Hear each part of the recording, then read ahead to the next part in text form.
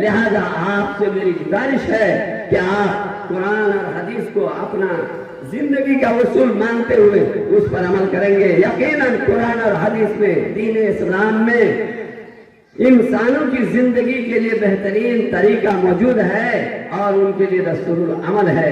لہذا میں ان باتوں کے ساتھ اب گزارش کروں گا ڈاکٹر صاحب سے، ڈاکٹر عبدالخالق الندوی حفظہ اللہ سے، کہ آپ بہت سارے تعداد میں ہمارے عوام آپ کو سننے کے لیے حاضر ہیں۔ آپ کا عنوان علم کی اہمیت یا اس سے جڑی ہوئی باتیں ہیں۔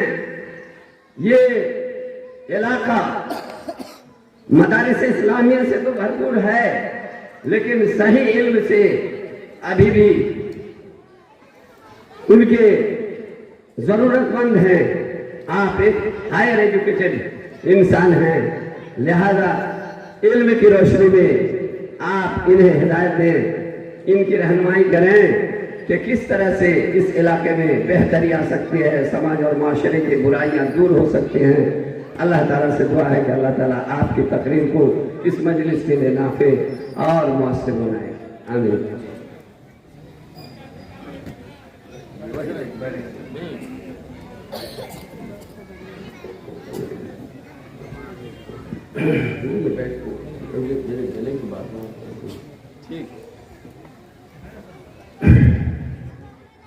السلام علیکم ورحمۃ اللہ وبرکاتہ۔ الحمدللہ والصلاة والسلام علی رسول اللہ۔ محترم صدر اور حاضر علماء اکرام، سامعین، میں بہت لمبی تقریر کرنے کی پوزیشن میں نہیں ہوں، ابھی تک میری صحت بحال نہیں ہوئی ہے، لیکن مولانا صاحب کے اصرار پر مجھے حاضر ہونا ہی تھا۔ لیکن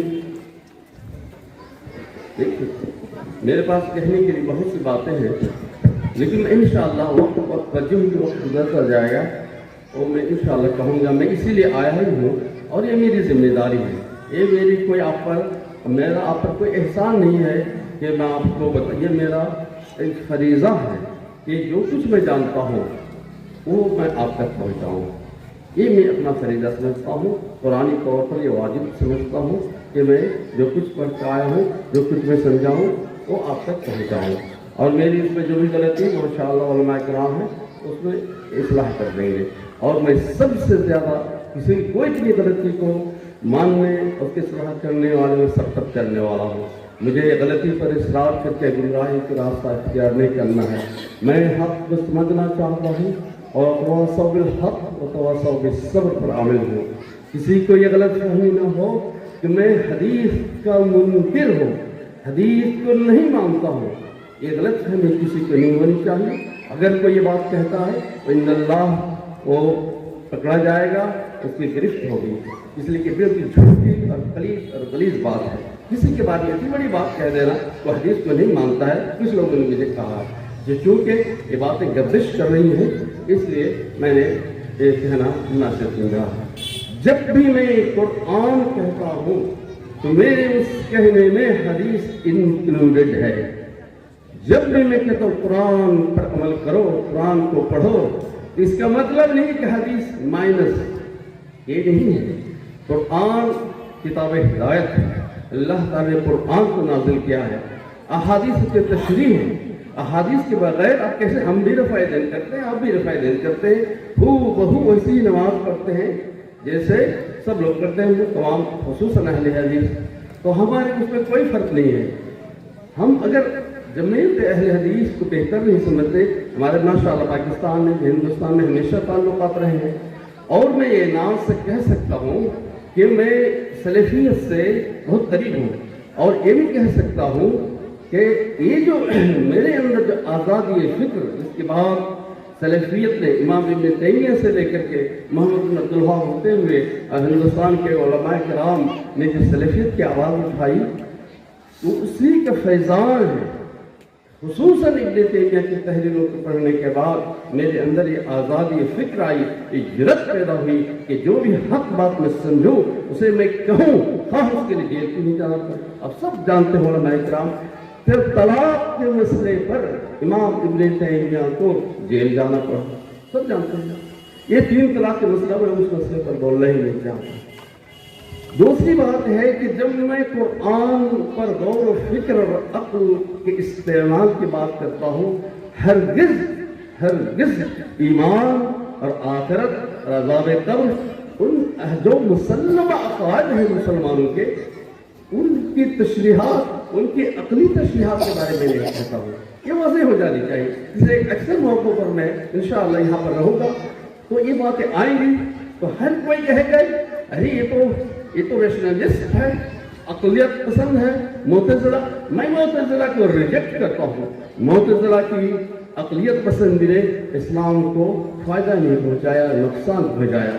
ان کی عقلیت پسندی معتزلہ، اچھا یہ باتیں بہت سے لوگوں کے سر سے اوپر گزر جائیں گی۔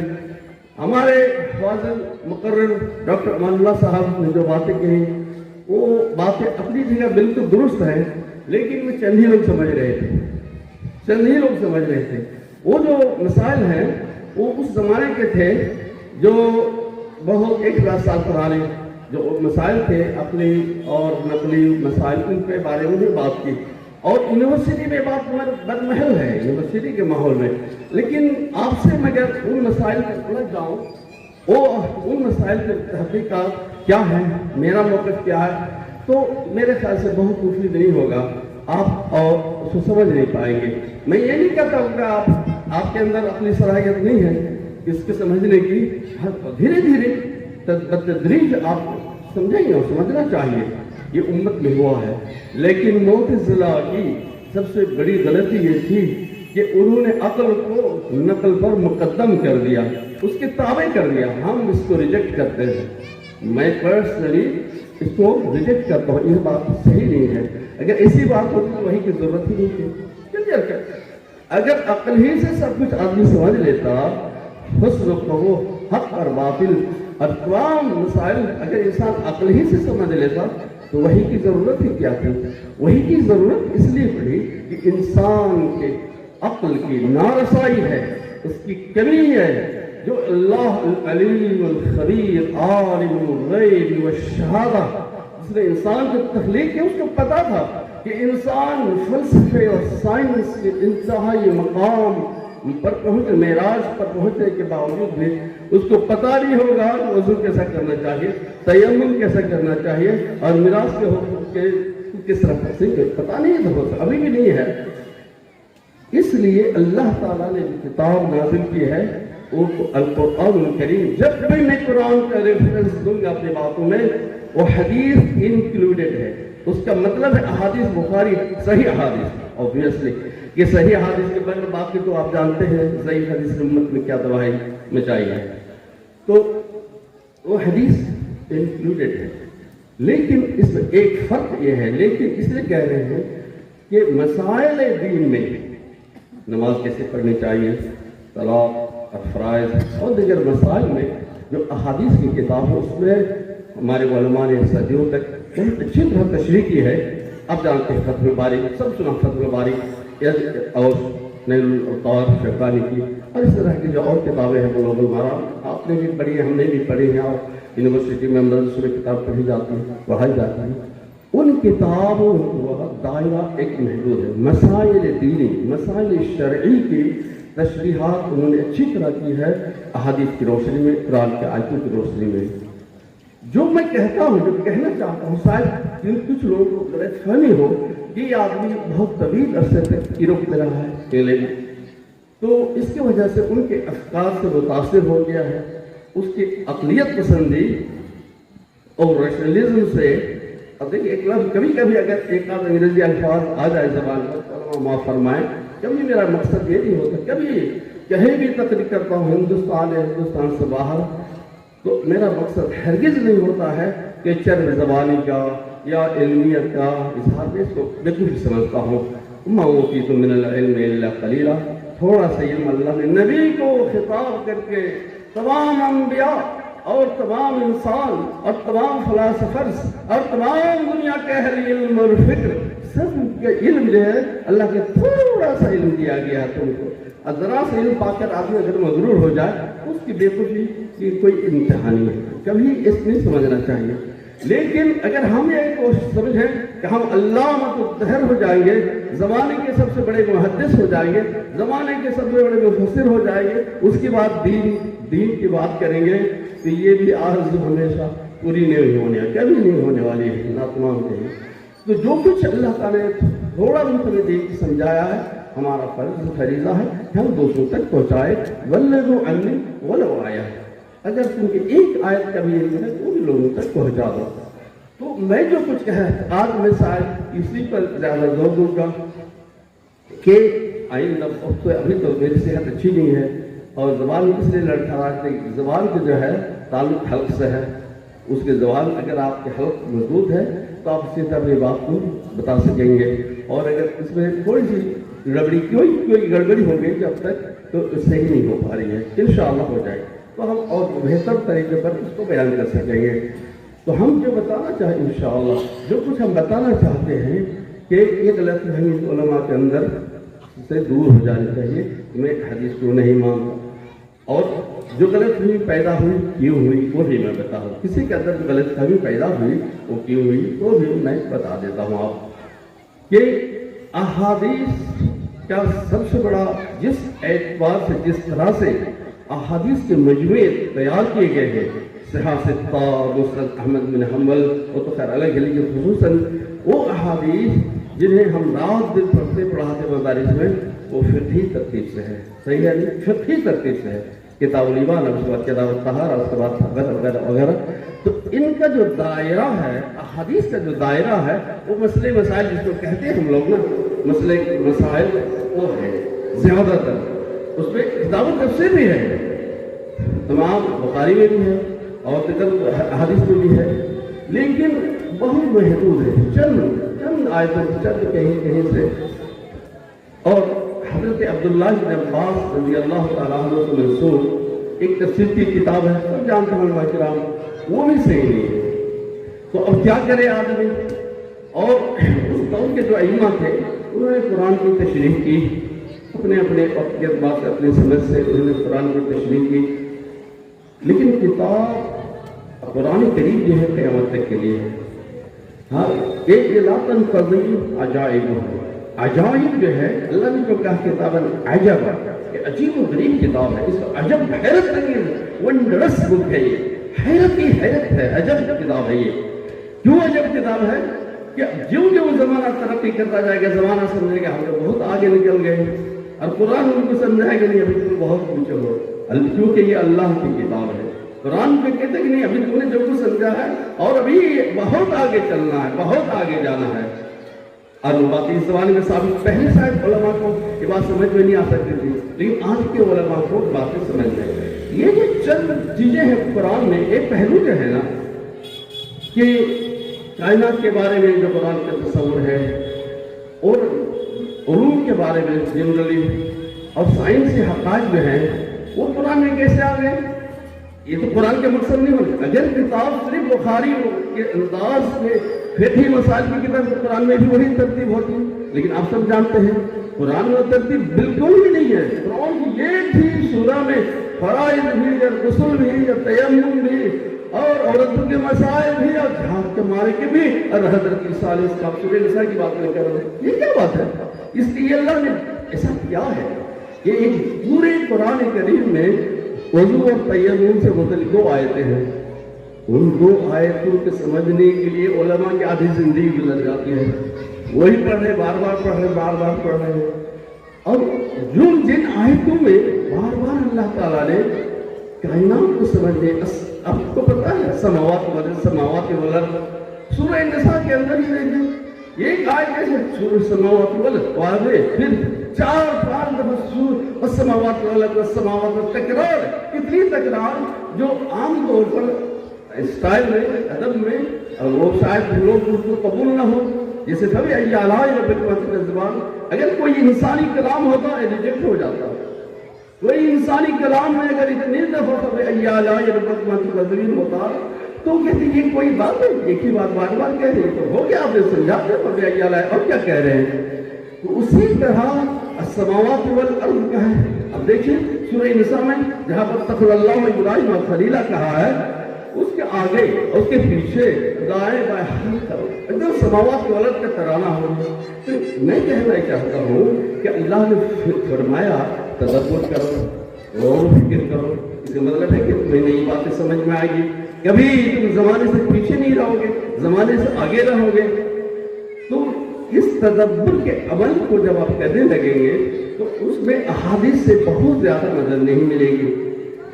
یہ اس میں کوئی کیونکہ آپ احادیث مثلا یہ جو آیت ہے جو میں نے کہیں ایک دفعہ اس سے پہلے بھی پڑھی، آپ احادیث میں دیکھیں گے اس کی تشریح ہے، وہ آیت کی ہے وَتَرَى الْجِبَالَ تَحْسَبُهَا جَامِدَةً وَهِيَ تَمُرُّ مَرَّ السَّحَابِ صُنْعَ اللَّهِ الَّذِي أَتْقَنَ كُلَّ شَيْءٍ۔ سینکڑوں آیات ہے، اس کے بعد تشریح میں نہیں اس آیت بتاتے ہیں الہ، تو اور بھی بہت سے آیتیں ہیں، اور ایک اور بھی کلیئر کٹ آیت ہے۔ اللہ تعالیٰ نے قرآن فرمایا، قرآن کریم نے فرمایا کہ کیف انظروا کیف بدأ اللہ الخلق، تم غور کرو کہ خلق کی ابتدا کیسے ہوئی۔ اس احادیث میں ہے، یہ احادیث میں ہے اس کی خلق کی ابتدا کیسے ہوئی، ایک پہلو وہ ہے، لیکن اس پہ اتنی وضاحت سے جو سائنٹیفک انداز میں جو خلقت کی ابتدا کیسے ہی جو بتایا گیا ہے، وہ اس میں وہ تشریفی بخش معلومات احادیث میں نہیں ہے۔ دوسری طرف یہ جو عمل ہے کائنات کی ابتدا کیسے ہوئی، اس کا قرآن میں ذکر بھی ہے، اس کے قرآن میں ذکر ہے، اس کو بگ بینگ تھیوری کہتے ہیں، آپ نے سب سنا ہوگا، سب الانفجار العظیم، بگ بینگ تھیوری، کہ جب ایک اولم ينظر الذين كفروا ان السماء والارض كانتا رتقا ففتقناهما، کیا کافروں نے دیکھا نہیں، باتیں بنا رہے ہیں، قرآن کا انکار کر رہے ہیں، کبھی سوچا نہیں، کبھی غور کیا نہیں، یہ جو آسمان ہے اور یہ زمین ہے دونوں ملے ہوئے تھے، ایک ہی ٹکڑا تھا، ایک ہی نقطہ تھا، ٹکڑے سے میں نقطے پر آ گیا۔ ایک بھی جو سائنس کی چیز ہے، جب انرجی کو بہت کنسنٹریٹڈ کے ساتھ آپ ملائیں گے اور اس کو جب آپ توڑیں گے تو اس میں بہت سخت انفجار ہوگا، بہت سخت دھماکہ ہوگا۔ سائنس میں کہتے ہیں کہ اچھی طرح سے کلیئر کٹ کہتے ہیں کہ جس قدر اس کے اندر کنسنٹریشن ہوگا اب توڑیں گے اتنے ہی سخت انفجار ہوگا۔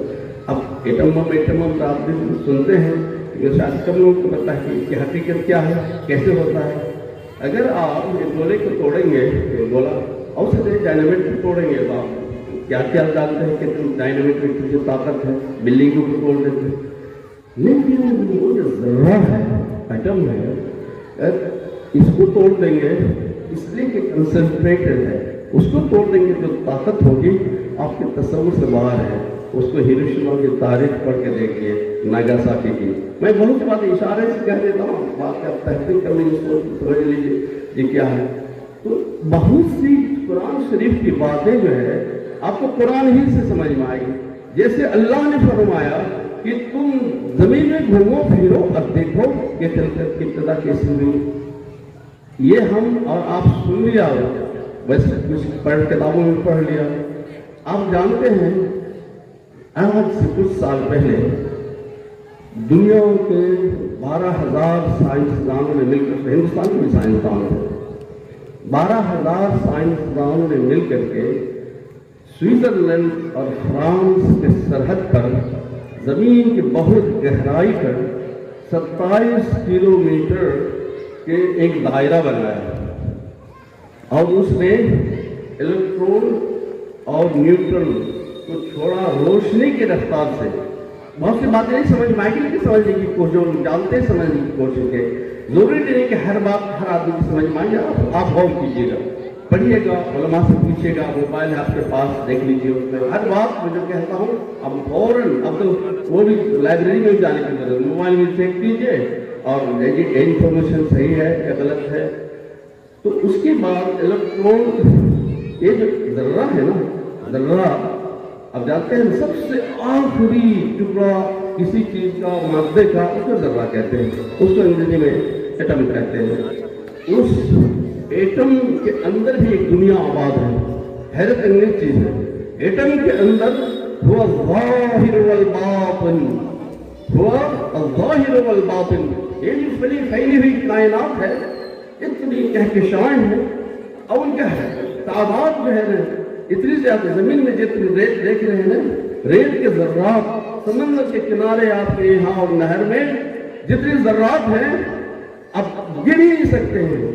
سائنسدان کہتے ہیں ان سے بھی زیادہ ستارے، سیارے اور کہکشائیں، حساب لگایا گیا اس کا، کیونکہ زمین پہ کائنات، پوری کائنات کے مقابلے میں زمین جانتے ہیں ذرے کے برابر بھی نہیں ہے۔ ذرے کے اندر جو نیوٹرون ہے وہ اتنی ہی اس کے حصے، پوری کائنات جو ہے اتنی بڑی ہے، اتنی بڑی ہے کہ اس کے مقابلے میں کمپیریزن میں یہ اتنی چھوٹی سی چیز ہے زمین۔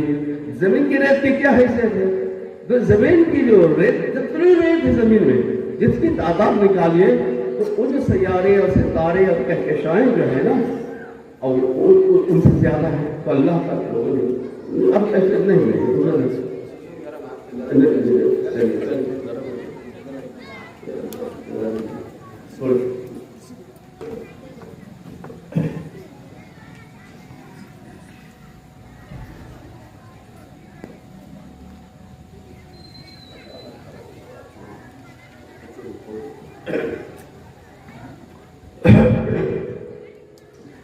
اچھا یہ بات کیا ہے، آپ نے کیا سائنس لگا رہے ہیں؟ میں کہتا ہوں کیا کہ اس قوم کی ترقی کرنا چاہتے ہیں، کاغذ میں لکھ کے سائن کر سکتا ہوں، یہ جو حدیث پڑھانے کی جو ٹریڈیشن ہے اور مدرسے کی تعلیم سے کچھ زیادہ علماء پیدا کر لیں گے آپ، لیکن قوموں کے دوڑ میں آپ ان کے ساتھ نہیں چل سکتے۔ سائنس جو ہے اتنی ضروری چیز ہے جو قوموں کا آپ مقابلہ صرف فقہ، بلوغ المرام اور چند کتابیں پڑھا کر کے آپ نے ان کے دستار پہنا دیا اور ان پر عالم دین کے سرٹیفکیٹ دے دیا کہ جاؤ یہ دنیا اب تمہاری ہے، تو آپ ان کو جو ہے چندے لے کر کے، جھوٹ موٹ باتیں بتا کر کے ان سے کچھ چندے حاصل کر سکتے ہیں۔ لیکن جس مقام پر اللہ تعالیٰ نے آپ کو فائز کیا ہے، وَكَذَلِكَ جَعَلْنَاكُمْ أُمَّةً وَسَطًا لِتَكُونُوا شُهَدَاءَ عَلَى النَّاسِ وَيَكُونَ الرَّسُولُ عَلَيْكُمْ شَهِيدًا وَإِلَى مُجَامِعٍ۔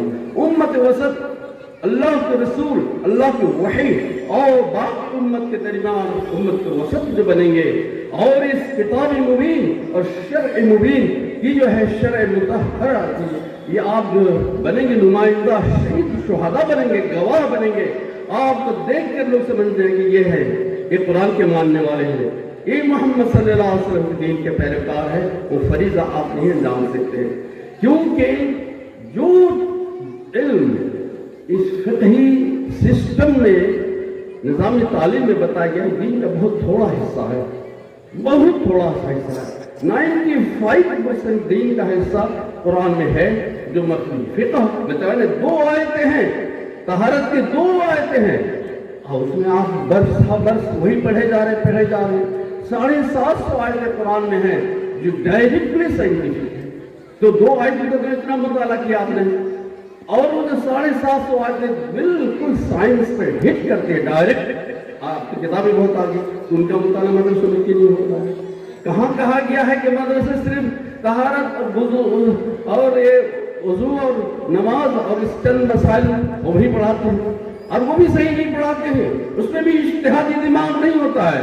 اب دیکھیے طلاق مسئلے میں ہندوستان کے مسلمان کا کیا حشر ہوا، وہ اگر وہاں تھوڑی سی اصلاحات پر بصیرت سے کام لیتے تو ان کی ذلت نہیں ہوتی ہندوستان میں، کیونکہ وہ جو سسٹم ہے اس میں اجتہادی دماغ پیدا ہو ہی نہیں سکتا ہے۔ تقلید، اور پھر اب ہمارے اہل حدیث علماء کہ ہم تقلید نہیں کرتے ہیں، یقیناً فقہی مسائل میں تقلید نہیں کرتے ہیں، لیکن یہ 1000 سالہ ٹریڈیشن ہے اس میں آپ اس کے شکنجے میں بھی آپ بکھرے ہوئے ہیں، اس کے ککون آپ بھی بنے ہوئے ہیں۔ جو ریشم کے جو وہ کیڑا ہوتا ہے نا، وہ کتنے دھاگے میں بند ہو جاتا ہے، اس کے بعد دنیا اس پہ نظر نہیں آتی ہے۔ ہم آپ کو برا بھلا نہیں کہتے، ہمارا یہ مقام نہیں ہے، لیکن ہم نے جو ضرب کیا ہے کہ یہ جو 1000 سالہ ٹریڈیشن ہے علمی، اس میں ایسا ذہن بنایا جاتا ہے کہ اس میں سائنس سے اجنبیت ہوتی ہے، ماڈرنزم اجنبیت محسوس کرتے ہیں، جدید فلاسفہ کسی کا نام لے گیا تو اجنبیت، انگریزی سے اجنبیت۔ لیکن آپ کو معلوم ہے کہ پچھلے کئی سو سالوں سے مسلمانوں کا اجتہاد نام کی کوئی چیز ہی نہیں، کوئی ہے ہی نہیں اجتہاد، کسی بھی چیز میں اجتہاد نہیں کیا، دین میں بھی اجتہاد نہیں کیا۔ اور وہ بیشتر مسلمان تو کہتے ہیں اجتہاد حرام ہے، لیکن جو لوگ اجتہاد جائز سمجھتے ہیں وہ بھی چند ایک مسائل میں کیا۔ لیکن جو اصل میدان تھا مسلمانوں کا، اس میں یہ پیچھے رہ گئے۔ یہ اصل میدان کیا تھا؟ اس مجمع علماء کرام میں سورہ حدید ہے، ایک سورہ ہی سورہ حدید ہے، اور وہ حدید میں لفظ اپنے روح کے بعد 7 دفعہ قرآن میں ہے۔ 7 جو ہے یہ تعداد بہت اہم ہے قرآن میں، کاسمک عالمی کونی اہمیت کے ہے 7 عدد، 7 آسمان 7 زمین، حتیٰ کہ قرآن کے بھی 7 حصے ہیں، قرآن کے بھی اللہ نے کہا 7 حصے ہیں قرآن کے۔ اور اسی طرح یہ نظام موجودہ چل رہا ہے، یہ 7 پر چل رہا ہے، 7 کی تعداد پر۔ تو پورے قرآن میں 7 کے عدد کو خاص مقام دیا گیا ہے، 7 آسمان 7 زمین، اصحاب کہف کی تعداد 7، اور اس کے باوجود اس 7 کو اتنا ہائی لائٹ کیا گیا ہے۔ لوہے کی بات ہو رہی تھی، لوہا 7 کا ذکر 7 دفعہ آیا ہے قرآن میں، اور یہ بتایا گیا ہے کہ لوہا آگے چل کر کے جو انسانی تہذیب بنے گی اس کا سارا انحصار لوہے پر ہوگا۔ اشارہ قرآن میں بات صراحتاً بہت کم کہی جاتی ہے، جتنی گہری بات ہوتی ہے، جتنی گہری اور عمیق بات ہوتی ہے وہ اشارے سے قرآن نے کی ہے، تاکہ اسی لیے تدبر کا حکم دیا گیا ہے۔ افلا يتدبرون القرآن ام على قلوب اقفالها، اس سے شدید بات اب کیا ہو سکتی ہے؟ بہت گہری باتیں قرآن نے اشاروں میں بین سطور کہی گئی ہیں، تاکہ آپ کی بھی عقل کا استعمال کیجئے، اس میں ریت ہی لگائیے۔ وہ ہیرا ہے، آپ جانتے ہیں ہیرا کو گھسنا پڑتا ہے، ورنہ ہیرا تو پتھر میں پڑا، اس کی بہت زیادہ قیمت نہیں تھی۔ ہیرے کو گھسنا پڑتا ہے، کٹنگ اینڈ پالشنگ کہتے ہیں، کاٹتے ہیں پھر پالش کرتے ہیں تو ہیرا بنتا ہے، دمکتا ہے، چمکتا ہے، اس کی قیمت بہت زیادہ بے بہا۔ تو قرآن میں جب آپ تدبر کریں گے، غور ایسے نہیں قرآن لے کے بیٹھ گیا آپ ایسے نہیں، تدبر 1-2 دن کی بات نہیں ہے۔ جو اگر قرآن میں سائنس کی آیت پر، وہ آیت بالکل ڈائریکٹلی سائنس کی بات کرتی ہے، تو آپ کا سائنس کا تھوڑا سا علم ہونا، کوئی ایسا نہیں ہے کہ جب کہیں گے کہ ہم آئنسٹائن بن گئے اور نیوٹن بن گئے اور اس کے بعد ہم قرآن پر، نہیں، بالکل نہیں۔ آج کل کتابیں اویلیبل ہیں، انگریزی میں سب سے زیادہ، پھر عربی میں، پھر اردو میں۔ ان کتابوں کو پڑھ کر کے سائنس سے ایک پورا آپ کو واقفیت ہونی چاہیے، تاکہ آپ قرآن کی سائنس کی آیت کو سمجھ سکیں۔ تو ابھی جو میں بتا رہا آپ کو الحدید لوہا، قرآن کریم میں سورہ قرآن میں بتا، پتھر کے بارے میں قرآن نے ایک طرح سے ناراضگی، ایک طرح سے قرآن نفرت کا اظہار کر دیا شروع ہی سے۔ دیکھیں واحد سورہ بقرہ میں کیا ایک دم شروع میں کیا دیا، وقودها الناس والحجارہ، جہنم حجارہ نے کیا غلطی کی بھائی، سوچ لیے نہ بولے، لیکن وقودها جہنم کی ایندھن جو ہے انسان ہے اور پتھر ہے۔ پتھر میں کیا غلطی ہے کہ وہ بیچارہ جو اس کو جہنم میں جلا دے، وقود بنے گا، انسان تو ہے۔ تو جب انسان غور فکر نہیں کرے گا تو کہتے ہیں سب دل ہو گیا، جب غور فکر کرے گا تو چونکہ انسان پتھر ہے، کیا یہ بت ہے؟ تو انسان عقل والا ہے، سوچنے والا، غور و فکر کرنے والا ہے۔ جب تو یہ کام نہیں کیا تجھ میں اور پتھر میں کیا فرق ہے؟ تو اس لیے وہ پتھر کے ساتھ جہنم میں جلے گا، یہ شروع میں بتا دیا۔ عمومی طور پر قرآن میں جو ہے پتھر کے بارے میں انگیجو رویہ اختیار کیا گیا۔ آپ جانتے ہیں سورہ فجر میں اللہ نے 3 قوموں کا ذکر کیا ہے، بہت تفصیل میں نہیں جاتی سے، تاکہ علماء کرام خاص طور پر سمجھے کہ یہ تدبر کیا چیز ہے۔ سورہ فجر میں دیکھیں کہ اللہ تعالیٰ نے وہاں پر جو الفجر والليالي العشر والشفع والوتر والليل إذا يسر هل في ذلك قسم لذي حجر. یہاں پر ذی حجر سے مراد عقل والے ہیں. پورے قرآن میں عقل کے لیے حجر کا استعمال کہیں نہیں ہوا, صرف یہیں پر ہوا ہے. پورے قرآن کریم میں عقل والے کے لیے حجر کا استعمال یہیں پر ہوا ہے. یہ حجر اور ہجر یہ کی پروننسیشن میں فرق ہے. آگے جو 3 قوموں کا ذکر آیا ہے, اب دیکھیے یہ عاد کا ذکر آیا ہے, عاد کا اور سمود کا اور فرعون کا, 3 ہی قوموں کا ذکر ہے. اب ان کے بارے میں جو کچھ بتایا گیا ہے وہ کہ أَلَمْ تَرَ كَيْفَ فَعَلَ رَبُّكَ بِعَادٍ إِرَمَ ذَاتِ الْعِمَادِ الَّتِي لَمْ يُخْلَقْ مِثْلُهَا فِي الْبِلَادِ وَثَمُودَ الَّذِينَ جَابُوا الصَّخْرَ بِالْوَادِ وَفِرْعَوْنَ ذِي الْأَوْتَادِ الَّذِينَ طَغَوْا فِي الْبِلَادِ. اب دیکھیے اور کریں گے عادوں نے کیا کیا تھا. عاد جو ہے دنیا کی زبردست ترین قوم, طاقتور ترین قوم عاد تھی. اتنے بڑے بڑے پیلر بناتے تھے پتھر کاٹ کر کے وہ, اور عظیم الشان بلڈنگیں بناتے تھے, پتھر سے بناتے تھے. اور سمود اس کی جو ہے آثار جو ہے آپ کو اس میں جارڈن میں پیٹرا وغیرہ بھی جو ہے اور کیا ضرورت ہے, وہ پتھر تراش کر کے پتھر کو تراش کے محل بنا لیتے تھے. اور سمود لوگ دیکھ کے بھی آئے سعودیہ میں, بارڈر میں سعودیہ کے مدائن صالح میں, یہ سب میں ہے. اور فرعون نے ذی الاوتاد وہ جو پیرامڈس بنائے جو آج تک موجود ہے. یہ پیرامڈ جو ہے آپ کہیں گے تفسیر میں یہ ہے وہ ہے, 1 منٹ کے لیے آپ تفسیر کو بھول جائیے. پیرامڈس جو ہے غزہ میں وہ مصر میں ایک پیرامڈ احرام, ہندوستان میں احرام کہتے ہیں, وہ غلط پروننسیشن ہے. وہ حرم کا جمع ہے احرام مصر, وہ اس کو انگریزی میں پیرامڈس کہتے ہیں. یہ جو ہے نا مثلث کی شکل میں اور اس کے نیچے بھی بہت گہرائی میں پیرامڈس ہیں. آپ دیکھیے تینوں میں قاسم مشترک کیا چیز ہے, تینوں قوموں کے اندر جو ہے قاسم مشترک کیا چیز ہے, یعنی کامن چیز کیا ہے, وہ پتھر ہے. یہ ساری اتنی عظیم قومیں ہونے کے باوجود ایک باڈی میں, ایک عقل میں, ایک سیاست میں, سب پتھر میں جڑے ہوئے. اللہ کا فیصلہ تھا کہ حدید فی بأس شدید ومنافع للناس. اللہ نے کہا کہ تم کو ہم تیار کر رہے ہیں حدید میں لگنے کے لیے. تم کو الٹیمیٹ, ابھی تو تہذیب ہے, یہ لوہے کی تہذیب ہے نا, ابھی جو تہذیب چل رہی ہے لوہے کی تہذیب ہے. اور ایک زمانہ گزرا ہے انسانوں پر, اس کو اسٹون ایج کہتے ہیں. اسٹون ایج جو ختم ہوتا ہے وہ حضرت داؤد علیہ السلام کا زمانہ. اس وقت پیرامڈ وغیرہ سب پہلے سے, اور جتنی بھی چیزیں ہیں سب جو ہے وہ ہتھیار میں بناتے تھے, جو کچھ بناتے تھے صرف پتھر ہی پتھر. انسان کے منتہا علم کیا تھا, پتھر. آپ اپنے اس میں بائدے ہوئے بتا رہے ہیں ایک بات آپ کی دلچسپی کے لیے, معلومات کے لیے. آپ یاد کلہاڑی کہتے ہیں نا, کلہاڑی, تو ایک کلہاڑی لفظ کہاں سے آیا ہے؟ لفظ کلہاڑی یہ اس کی ایٹیمولوجی کہتے ہیں. ہر لفظ کی انتہا تک پہنچنا, یہ اس سے تہذیب کا پتہ چل جائے گا. اگر آپ لفظ کی حقیقت کو سمجھیں گے نا, یہ لفظ کہاں سے آیا ہے, تو آپ حیرت میں پڑ جائیں گے کہ ایک لفظ ایک تہذیب کا کلو مل جاتا ہے. ساؤتھ افریقہ اور نمیبیا کے درمیان ایک بہت بڑا جنگل بھی ہے اور کہیں اور ریگستان ہے, اور پتھروں سے بھرا ہوا ہے.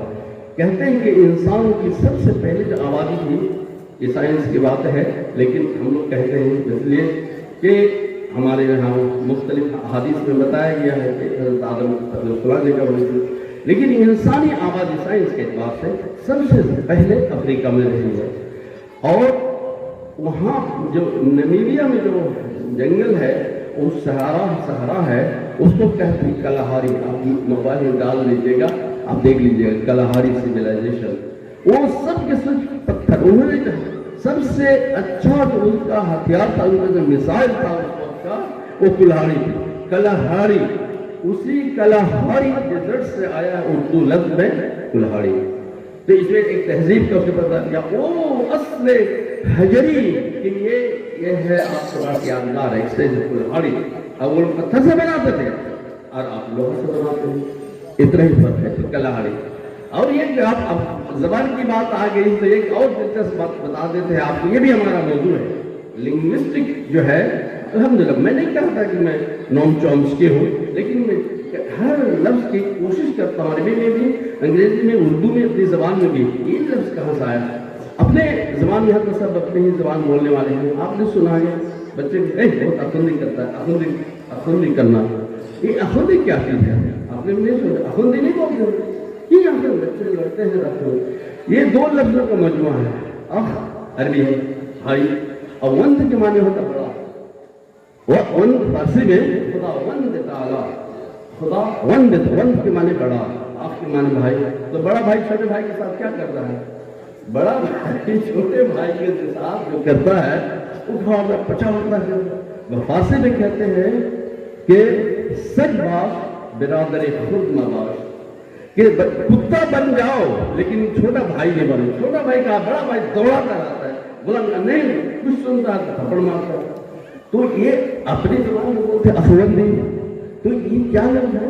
آخ اور وند، بھائی عربی کا لیا، وند فارسی کا لیا، دونوں ملا کر ایک بڑا لڑنے والا لفظ بنا تھا افوندی۔ یا اس طرح کے ہم نے اپنی زبان کے 1400 الفاظ چنے ہیں، 1400 الفاظ وہ ہمارے کمپیوٹر میں ہے، جو اس کے روٹ کے ہی معلوم کیا ہم نے یہ لفظ کہاں سے ہے۔ انہی میں سے ایک دلچسپی کی آپ بتاتے ہیں، ہماری لڑکیاں بولتی ہیں ڈھیمنی، ڈھیمنی نہیں بولتی ہیں لڑکیوں کے، ایک دوسرے میں کہتے ہیں ڈھیمنی۔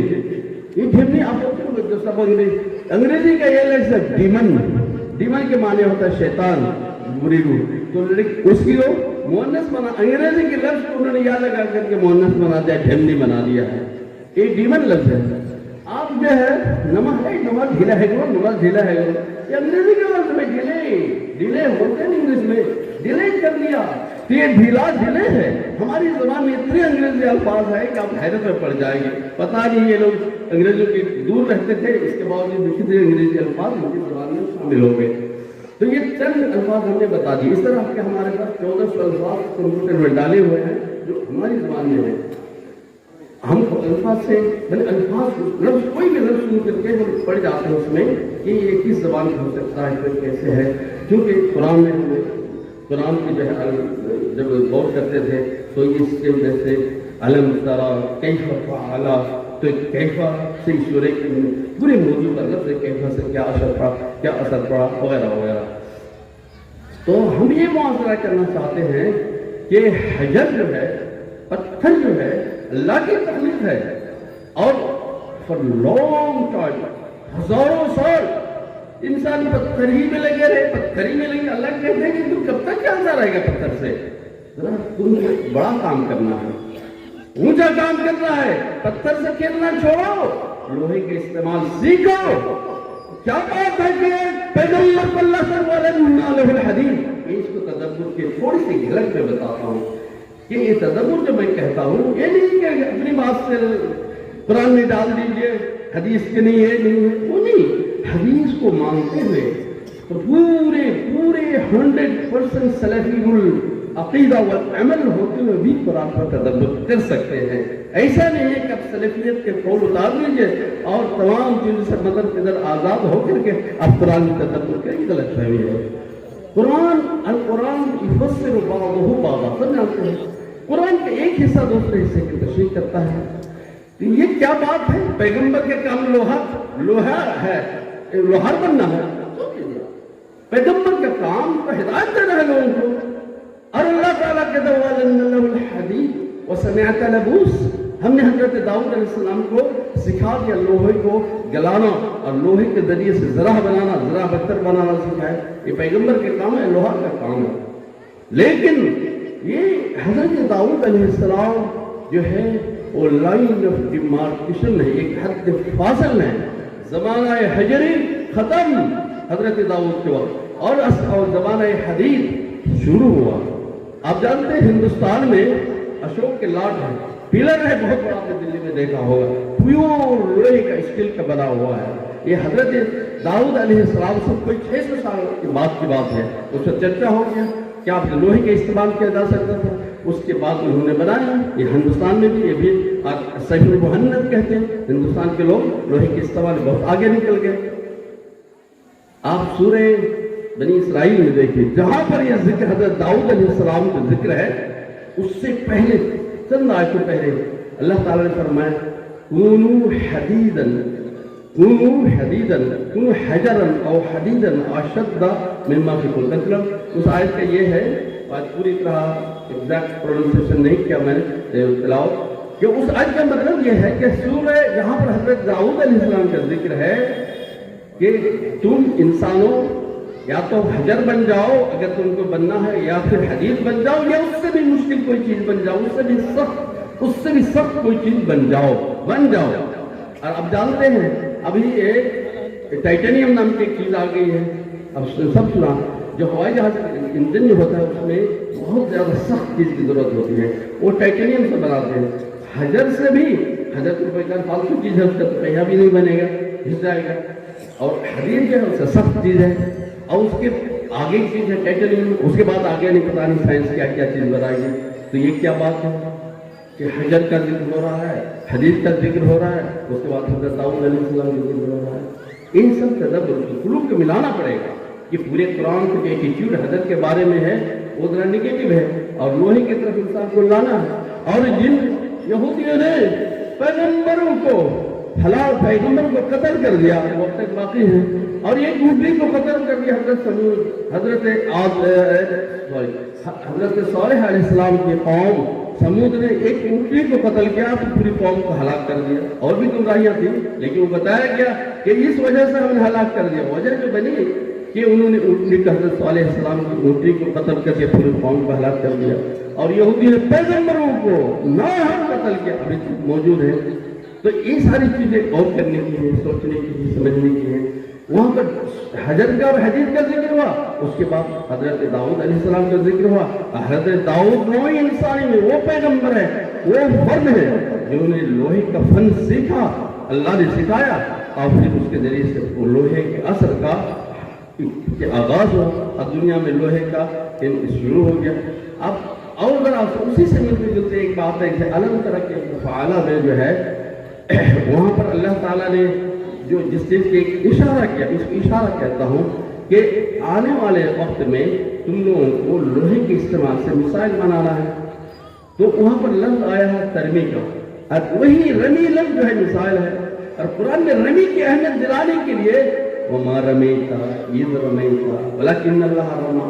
جب قرآن میں 3 دفعہ کوئی چیز آ جائے نا تو سمجھ جائے کہ بہت یقینی سرٹن کوئی خاص بات ہے جو اللہ تعالیٰ آپ کے ذہن میں ڈالنا چاہتا ہے. کل نفس ذائقۃ الموت 3 دفعہ ہے. اسی طرح طلاق جب 3 طلاق بیان ہو جاتی ہے، جب ایک دم یقینی اور سرٹن چیز بتانی 3 دفعہ بتاتے ہیں. تو یہ کیا بات ہے کہ جب حضور پاک صلی اللہ علیہ وسلم کے زمانے میں جہاد کا معرکہ جب گرم ہوا، بدر و حنین کے مارکے ہوئے، اور اس کے بعد جتنے مارکے ہوئے سب تو تلوار کے ذریعے ہوتی ہیں. اور یہاں تک حدیث میں ہے کہ الجنت تحت ظلال السیوف ہے حدیث میں.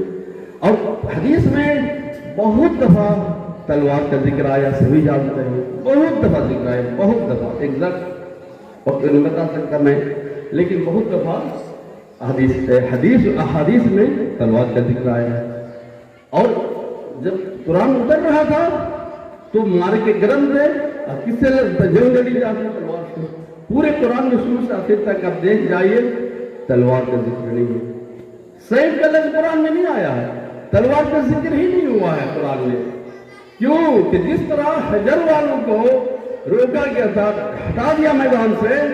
حجر والے کون؟ عاد اور ثمود اور فرعون اور بہت سی قومیں.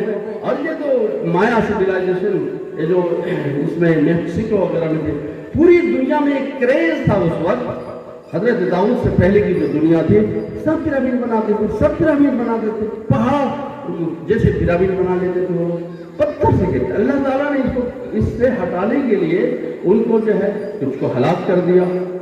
گمراہی الگ. پورے قرآن میں تو 2 دھارے ہیں. پورے قرآن کریم میں اگر دیکھیں گے آپ یہ سب چیزیں آپ کہیں گے تو یہ احادیث میں نہیں ہے، یقیناً نہیں ہے. لیکن کچھ باتیں اگر آپ قرآن سے جو غور سے پڑھیں گے دیکھیں گے واضح نظر آئے گی تو قرآن میں جو ہے جو کچھ قرآن کے ذریعے سے آپ کو بات سمجھ میں آ جاتی ہے وہی چیز ہے، وہ اس حدیث سے کوئی کنٹرڈکشن نہیں ہے۔ حدیث میں کہیں دعویٰ نہیں کیا گیا کہ رسول اللہ نے جو ہے پورے قرآن کی تفسیر کر دی ہے۔ حضرت عباس سے جو منقول ہے وہ صحیح نہیں ہے، اور یہ کتاب خالد ہے، ہمیشہ رہنے والی کتاب ہے، ہر زمانے کے لیے رہنمائی ہے۔ لا تنقضی آیاتہ ولا تبلا ولا تبلا جدت، اس کی جدت جو ہے جب بھی قرآن اٹھائے گی تب میں یہ کتاب لگے گی آپ کو۔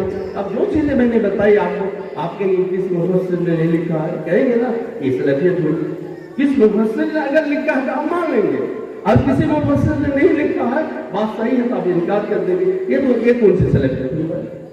ایک کون سی سلف نے کر مفسر نے اپنے کسی کا حوالہ دے دیا تو ایک دم صحیح سلف ہو کے ایک دم صحیح تفسیر ہوئی۔ ابن کثیر نے جو قرآن سے انہوں نے 600 سال پہلے 700 سال پہلے اپنے زمانے کے اعتبار سے وہ جتنی سمجھ میں آئی اور ان کے قرآن شریف کی آیتوں کے جتنی سمجھ آئی انہوں نے کیا۔ اب اس زمانے میں اگر ابن کثیر کے مائنڈ سے اور ابن جریر طبری کے مائنڈ سے قرآن کو سمجھیں گے تو آپ تو امت کو بھٹا بٹھا دیں گے، امت کا ہلاک کر دیں گے۔ ہاں آج کے مسئلے میں کیا کر دو، عقائد کے مسئلے میں چند مسئلے میں تو آپ کا ذرا مسئلہ کیا ہے، اللہ کے بارے میں اللہ کو آپ دلائل نہیں سمجھیں گے، جنت اور جہنم کو اپنی دلائل نہیں سمجھیں گے، لیکن کائنات کے بارے میں جو قرآن میں اشارے دیے گئے ہیں، قرآن جو کچھ بتایا گیا ہے تو آپ اپنے عقل کا استعمال کریں گے تبھی تو آپ سمجھیں گے۔ جامعہ ازہر کو دیکھ لیجئے، وہ پرانی یونیورسٹی ہے، یورپ کی تمام یونیورسٹیوں سے پرانی ہے، اور جامعہ زیتونیہ اس سے بھی پرانی، تونس میں ہے یونیورسٹی، جامعہ ازہر سے بھی پرانی یونیورسٹی ہے، لیکن یہ کیونکہ ایک اسلام کے غلط مفہوم سمجھنے میں، اسلام یہ سمجھنا کہ بس قرآن اور حدیث اور سلفیت کا نام اسلام ہے، تو اس لیے انہوں نے عقلی علوم میں ترقی نہیں کی یا بہت محدود کی۔ اس کے برعکس آکسفورڈ اور کیمبرج اور ہارورڈ اور جو یونیورسٹیاں ہیں وہ مدرسے تھے، سب جانتے ہیں۔ آکسفورڈ مدرسہ تھا، مدرسہ سے بھی بڑھ کر خانقاہ جانتے ہیں جہاں پر لوگ جمع ہو جاتے ہیں اس مسیحی لوگ اور وہاں پر اللہ کا ذکر کرتے ہیں، عبادت کرتے ہیں، اس کو مسلمانوں میں بھی خانقاہ منگیر، خانقاہ فلان، خانقاہ فلان اس طرح کے ہے۔ تو یہ خانقاہ تھا، مطلب آکسفورڈ یونیورسٹی یہ خانقاہ، اس سے کچھ لوگ جھگڑ کر کے چلے گئے اور جا کر کے انہوں نے اس میں کیمبرج میں ایک خانقاہ بنایا۔ تو اس کے بعد لیکن وہاں پر فلسفے کا فوکس تھا، فلسفے کا فوکس تھا، ایک روشنی کھڑکی سے فلسفے کی آ رہی تھی۔ اس کے بعد عقلی علوم میں لگ گئے، جتنے بھی علوم ہیں سب کے سب جو انسان کے لیے نافع ہیں وہ انسان کے عقل کی صحت پر بڑھتا ہے۔ فزکس ہے، کیمسٹری ہے، بایولوجی ہے، جو جتنے بھی علوم ہیں وہ یونیورسٹیوں میں انہوں نے کوئی بائبل سے نہیں لیا ہے، انہوں نے کوئی کتاب مقدس سے نہیں لیا ہے، اپنی عقل سے۔ اور ہمارے یہاں کی عقل کو محدود معتزلہ کی وجہ سے تمام اہل حدیث علماء نے ان کو بائیکاٹ کیا، جنہوں نے کہا نہیں عقل کی استعمال ہی نہیں کر رہا ہے۔ ارے بھائی دین میں نہیں کر، دنیا میں کرو، میں کہاں کہتا ہوں دین و دنیا بناتے نا، پھر دنیا حسن و آخرت کرنا، دین و دنیا تو ہے نا، اس کا تو کوئی انکار نہیں کر سکتے۔ دنیا میں جینے کے لیے ہم کو تو دنیا کی چیزوں کو سمجھنا پڑے گا، اسی کا نام سائنس ہے کہ جو چیزیں مظاہر فطرت میں ہمیں سامنے نظر آتی ہیں ان کی حقیقت کو آپ معلوم کیجیے، شکر طبیعیت کہتے ہیں، اور اسی کو جو ہے انگریزی میں نیچر کہتے ہیں، چیزوں اسی لیے سر سید احمد خان کو نیچریئن کا جو لقب دیا گیا، اسی لیے انہوں نے کہا نیچر کو سمجھو، بار بار انہوں نے لفظ نیچر استعمال کیا تو سر سید احمد خان کا لقب ہی پڑ گیا نیچریت کا ماننے والا۔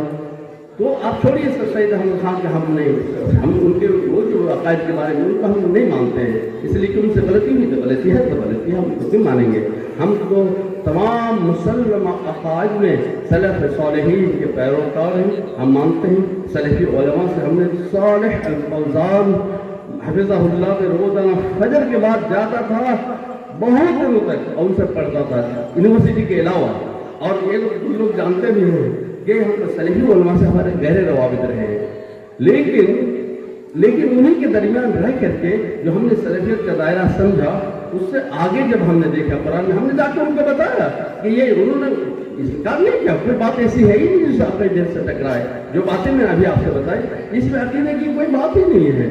یہ اب لوہے کا استعمال ہے، اب اس لوہے کے استعمال جب آپ کریں گے، جیسے میں نے کہا کہ تلوار کیا ہے قرآن میں ذکر نہیں ہے، کیوں نہیں ہے؟ اشارہ دینا چاہتا ہے قرآن، ارے تلوار کو دشمن کے ساتھ سامنے سے لڑو گے تم مر جاؤ گے، بہت خطرہ ہے اس میں، تو ایسا کرو نا، دور سے مارو، وما رمیت اذ رمیت، دشمن کو دور سے مارو، دشمن کے سامنے وہ بھی تلوار ہوا نا، بدر میں گئے 3 آدمی گئے، مسلمانوں کے مر گیا، عبیدہ بن حارث 3 آدمی انہوں نے مبارزہ کیا، حضرت علی، حضرت حمزہ اور عبیدہ بن حارث گئے، تو 2 بچ کے آئے اور تیسرے قتل ہو گئے۔ تو یہ تو جب سامنے دو بدو لڑیں گے تو خطرہ تو رہتا ہے، تو اللہ تعالیٰ نے کہا کہ یہ بچکانہ لڑائی ہے، یہ جہاد کر لو، ابھی آگے جو تم کو لڑنا ہے وہ میسائل سے لڑنا ہے، یہی علم ترقی کی تعلیم ہے، یہی جو ہے وما رمیت اذ رمیت میں ہے، تو اسی لیے تلوار کو اوائڈ کیا گیا ہے کہ یہ تلوار اگر تو لوہے کی ہے، لیکن جو لوہے کا استعمال آگے والے زمانے میں ہونے والا ہے وہ بہت خطرناک لیول پر ہونے والا ہے، وہ میسائل سے ہونے والا ہے، اور اسی میں وہ ایٹم بم اور دوسرے بم سے ہونے والا ہے، اور اسی میں ہے ایک ذرہ ایک کیمیکل ڈال دیا ٹائر میں اور اس میں کیا کیا ہو گیا۔ دیکھیے میں نے غیر مربوط طریقے سے باتیں کہی، کوئی لیکچر جو یونیورسٹی میں جو لیکچر دیا جاتا ہے اس طرح وہ لوگ بات نہیں کرتے ہیں، اس کے بعد ہر جملہ دوسرے سے مربوط اور اچھی طرح تیاری کے ساتھ۔ مجھے جب سے میں آیا ہوں مجھے بیٹھنے کا موقع بھی نہیں ملا، سوچنے کا موقع بھی نہیں ملا، اور چونکہ 3 سال سے میں بالکل غیر دینی ماحول میں ہوں، اگر میری زبان خرابی ہے یا قرآن کی آیتیں بڑھ نہیں آتی ہے تو آپ یہ سمجھیے کہ میں مسلمان میں بھی نہیں رہتا ہوں۔ حیرت کی بات ہے، آپ سمجھیں کہ ایسا نہیں، میں مسلمان میں بھی نہیں رہتا ہوں، میں ایک دم دین کے دشمن لوگوں میں رہتا ہوں، لیکن تھا کوئی ایسا کام جو انہوں سے لینا تھا، اس سے پہلے میں انگریزی میں رہا ہوں، عربوں میں رہا ہوں، تو اگر آپ دین کو سمجھتے ہیں، اب کوئی یورپ میں جاتا ہے، یورپ میں بال برابر بھی اثر نہیں پڑا، ایک بال کے برابر بھی مجھے یورپین تہذیب جسے تہذیب کہتے ہیں ان کے نا، اس کا اثر بالکل نہیں پڑا۔ ہاں ان کے جو علم ہے اس کو میں شہدا ہوں، میں دیکھ کے آیا ہوں، جیسے کہ اقبال نے کہا قوت مغرب از علم عروج، قوت مغرب از علم عروج، مغرب کو جو یہ عروج حاصل ہوا تمام مسلمانوں کو رسوا کیا، ذلیل کیا، ہمارے ہندوستان کے علماء میں صاحب نے کیا کیا سلوک کیا، اور پوری دنیا میں انہوں نے مسلم سلطنت کو تباہ اور برباد کر دیا۔ ایک ایسا کیسے ہو گیا کہ جو اللہ کے لاڈلے، اللہ کے پیارے مومن بندے اور انگریزان کو روکتے ہوئے چلے گئے، تو ان چیزوں پر غور کرنا ہے، یہی کے جواب معلوم کرنے کے لیے میں انگلینڈ گیا تھا کہ یہ کیا بات ہے کہ انگریز کافر ہوتے ہوئے، نصارہ ہوتے ہوئے، حضرت عیسیٰ علیہ السلام کے پرستار ہوتے ہوئے اس قدر قوت ان کے پاس کیسے آئی؟ یہ بائبل سے نہیں آئی، دین نصارہ سے نہیں آئی، سائنس سے آئی۔ جب میں نے دیکھا، میں نے ایک ایک سائنس کی جو بھی نظریات دیکھیے، کوئی یہ نہ سمجھے کہ میں اپنے آپ کو سائنٹسٹ کہتا ہوں، نہیں، میں سائنسدان بھی نہیں ہوں، میں علامہ الدہر بھی نہیں ہوں اور کچھ نہیں، لیکن میں کوشش کرتا ہوں، اور جو اور لوگوں نے لکھا ہے، بہت بڑے بڑے لوگ آج کل لکھ رہے ہیں الاعجاز العلمی کے نام پر، جانتے ہوں گے قرآن و سنت احادیث شامل ہے، تو ان کو میں دیکھتا ہوں اور خود غور کرتا ہوں۔ میرے یہاں جو فرق ہے کہ وہ جو کہہ دیتے ہیں تو میں آخری بات نہیں سمجھتا، میں کوشش کرتا ہوں کہ اور یہی میں آپ کو دعوت دیتا ہوں، اگر آپ اس قوم کے اندر اصلاح چاہتے ہیں اور سبھی چاہتے ہیں تو آپ کو یہ علماء کرام حلال حرام کی فتویٰ دینے والے بہت زیادہ ماشاءاللہ کمی نہیں ہے۔ اب اس قوم میں چاہیے آپ کو کہ جدید علوم کے ماہرین سامنے آئے اور اتنی بڑی تعداد میں اتنے ہائی لیول پر ہوں کہ اس ملک کی وہ ضرورت بن جائے۔ اگر کیا ایک AGP عبدالکلام آ گئے تو کیا آپ کی قوم سے اس طرح کے لوگ نہیں نکل سکتے ہیں؟ نکل سکتے ہیں۔ تو اس کے لیے کوشش کرنی پڑے گی کہ تعلیم کے سسٹم کو تھوڑا بدلیے۔ 10 کلاس تک جدید تعلیم اور قدیم تعلیم کی کوئی فرق نہیں ہونی چاہیے۔ آپ اس پر غور کریں کہ میرا مشورہ ہے کہ اس وقت میٹرک تک دینی تعلیم بھی ہو، عربی بھی ہو، اسلامی بھی ہو اور گورنمنٹ کے سلیبس کے مطابق ہو، تو جب تک میٹرک پاس کر لیں گے تو دین کا بھی علم ہو جائے گا، اور جب کالج میں جائیں گے تو منحرف نہیں ہو جائیں گے۔ بہت سے لڑکے کالج میں گئے، گریجویٹ ہو گئے، انجینئر بن گئے، اب کچھ BSc کر کے آئے، دین سے بالکل ہی دور ہو گئے۔ ایسا نہیں ہونا چاہیے۔ تو ایک سلیبس ایسا تیار کیجیے، مشکل کام نہیں ہے، لوگوں نے مشکل بنا دیا۔ میں نے دیوبند کے محکمے سے براہ راست بات کی، اور ندوت تو ہمارا ادارہ ہی ہے، سب سے بات کی، لیکن یہ لوگ تقلید کر کر کے اتنا ان کا دماغ سڑ گیا ہے، اتنے بزدل ہو گئے ہیں، کوئی قدم اٹھا ہی نہیں سکتے، کوئی جرأت مندانہ قدم اٹھا نہیں سکتے ہیں۔ یہ قدم صرف اہل حدیث اٹھا سکتے ہیں، انشاءاللہ میں اٹھا سکتا ہوں اللہ پر توکل کر کے۔ ایک سلیبس تیار کیجیے نا، کون سا اس کا مشکل کام ہے بھائی؟ 10 کلاس تک جو ہے ایک ہی ہو سلیبس، 10 کلاس کے بعد کوئی دینی تعلیم حاصل کرنا چاہے، دینی تعلیم حاصل کرتا ہے، کوئی یونیورسٹی میں جانا چاہے، یونیورسٹی میں تعلیم حاصل چاہے، بنیادی تعلیم تو ہو جائے گی، یا پھر اگر مدرسے میں بھی جائے گا تو اس کو سائنس اور ہسٹری یا جیوگرافی کی بیسک معلومات ہو جائے گی۔ تو کوئی اس وقت جو ہے کوئی لمبی تقریر، میرے پاس جو نوٹس ہیں اس کے لیے 10 گھنٹے چاہیے تقریر کرنے، میں نے اسے بیٹھ کے لکھا ایک ایک وشے، وہ تو پڑھا ہی نہیں میں نے، وہ آیتیں نہیں پڑھی ہیں جو میں ہے، لیکن میں انٹروڈکشن ہے کہ میں کیا چاہتا ہوں، اور کچھ علماء کرام کو میرے بارے میں غلط فہمی ہے، اس لیے میں نے وضاحت کر دی۔ یہ سمجھتے یہ عقلیت پسند ہے، معتزلہ کی طرز پر ہے، یا حدیث کے بارے میں ان کے بول، میں جب بھی قرآن کہتا تھا خود اس میں انکلوڈ کر لیجئے کہ قرآن اور حدیث ہی کہتا ہوں، کہ آپ حدیث کیوں نہیں کہتے ہیں؟ جس طرح کے موضوع ہوتا ہے کہتے ہیں ہم قرآن حدیث سے صحیح ہے کہ بغیر وہ کون سا اسلام ہوگا؟ آپ اسلام میں نماز کیسے پڑھیں گے، روزہ کریں گے، فطرہ کیسے دیں گے؟ وہ تو obvious بات ہے، لیکن وہ آیتیں سمجھنے کے لیے جو میں نے کچھ اشارے کیے ہیں اس میں احادیث آپ کو بہت زیادہ مدد نہیں ملے گی۔ آپ کہیں گے 100% احادیث سے باہر اگر نہیں ہے تو پھر تدبر کا باب کلوز ہو جائے گا، مکفل ہو جائے گا۔ اللہ نے جب کہا تدبر کرنے کے لیے، تدبر کے ہم نے کچھ باتیں بتائی اور بہت سینکڑوں باتیں ہیں، سینکڑوں باتیں، میرے پاس پوری ایک کاپی اس طرح کی جو بھری ہوئی ہے، جو آپ غور کریں، ایک مثال دیکھ کے تو میں بات ختم کر دیتا ہوں۔ سورہ طٰہٰ میں اللہ تعالیٰ نے جو کہا وما تحت الثریٰ، اور اس کے بعد فرعون کا ذکر ہو گیا، فرعون اور حضرت موسیٰ علیہ السلام، وما زمین کے نیچے کے وما تحت، آپ ایک علم کا آپ نے سنا آرکیولوجی، علم حفریات سنا ہے، علم حفریات، زمین کو کھودنے کے بعد وہ آثار نکالتے ہیں، اس سے جو پتا تاریخ کے بارے میں علم حفریات، انگریزی میں کہتے ہیں آرکیولوجی۔ دنیا کا سب سے بڑا آرکیولوجیکل سائٹ جو ہے وہ مصر میں ہے، فرعون اور اس کی جو قومیں گزری ہیں اس کے بعد میں گزری ہیں، اور وہیں پر اللہ نے کہا تحت الثریٰ، زمین کے نیچے ہے، کیا دیکھو اشارہ کر دیا نا، اب سائنسدان لگ گئے، مسلمان نہیں لگے، سائنسدان لگ گئے۔ غرض یہ کہ قرآن میں اشارے دیے گئے ہیں، ایک ایک اشارہ ایک تہذیب کی طرف، تہذیب پر حاوی ہے۔ تو ہم لوگ اگر قرآن کے اشارے پر چلتے عمل کرتے تو ہم سائنس ہمارے ہم پروان کرتی، طاقت مسلمان کو ہاتھ میں ہوتی۔ تو مسلمان جو ہے فقہی احکام اور مسائل لے کے پڑھ گئے، ایسے پڑھ گئے کہ سائنس کے جو پہلو قرآن میں ہم کو نظر انداز کر دیا، اور ابھی قرآن کے جو ہے کچھ مسائل احکام لے کر کے علامۃ المتحر بنے ہوئے ہیں، شیخ الحدیث بنے ہوئے ہیں، اور ان کو قرآن کیوں نائب ملتا ہے ہمیں نہیں پتا۔ یہ قرآن کے ساتھ ناانصافی ہوئی نا، ہم جو کچھ کہنا چاہتے ہیں وہی ہے، قرآن کو پھر سے پڑھیے، غور سے پڑھیے، اور سماج میں پھیلائیے ہر لیول پر، اور سماج کی اصلاح تب ہوگی جب آپ قرآن کو پھیلائیں گے۔ حدیث کوئی ایسی چیز نہیں ہے کہ جا کر آپ لوگوں کو بنا کر کتاب طہارت شروع کر دیں گے، اس میں آپ کا ایمان کیا تازہ ہوگا بھائی؟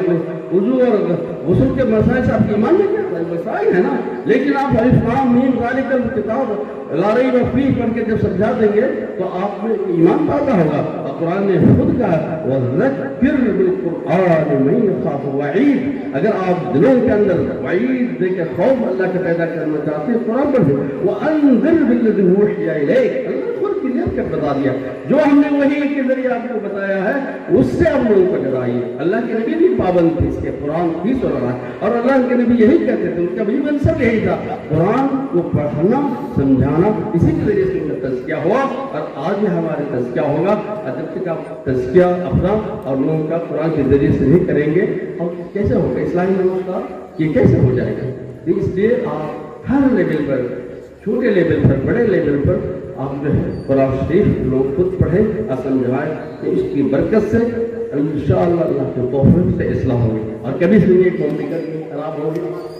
اچھا، اسی پر میں بات ختم کرتا ہوں، وآخر دعوانا ان الحمدللہ رب العالمین۔ اگر کسی کو کچھ پوچھنا ہو تو آپ پوچھ سکتے ہیں، اگر کوئی اشکال ہے، اسی جو بھی مطلب حدیث کے بارے میں نے جو کہا، اس لیے کہ کچھ لوگ کہتے ہیں یہ منکر حدیث ہے، مجھے بہت غصہ آیا کہ کیسا آدمی ہے، میں منکر حدیث سے میں نے مناظرہ کیا اور ہرایا۔ منکر حدیث ذلیل مخلوق ہے، وہ نماز تک نہیں پڑھتے ہیں، تین وقت نماز پڑھتے ہیں، تو منکر حدیث کا میں دشمن ہوں، میں تمام منحرفین کا دشمن ہوں۔ یہ بات واضح ہو جانی چاہیے، کسی کے منہ پہ نہیں آنی چاہیے۔ सवाल करना चाहता हूँ आपसे कि 10th तक हम बच्चे को तैयार करेंगे, सिलेबस में हम कुरान भी रखते हैं, तफसीर भी रखते हैं, हिंदी भी रखते हैं, उर्दू भी रखते हैं, अदब की किताब भी रखते हैं, हदीस की किताब भी रखते हैं और इंग्लिश और साइंस भी रखते हैं, लेकिन वो सिलेबस लंबा हो रहा है, बच्चे उसको सक्सेसफुल नहीं हो पा रहे हैं।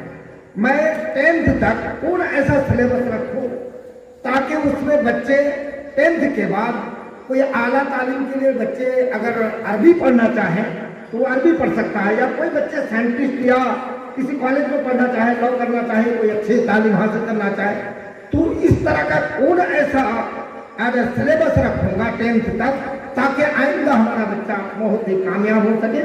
और वो शॉर्ट सिलेबस है, मैं आपसे गुजारिश करूंगा कि इसकी समझ मुझे दे।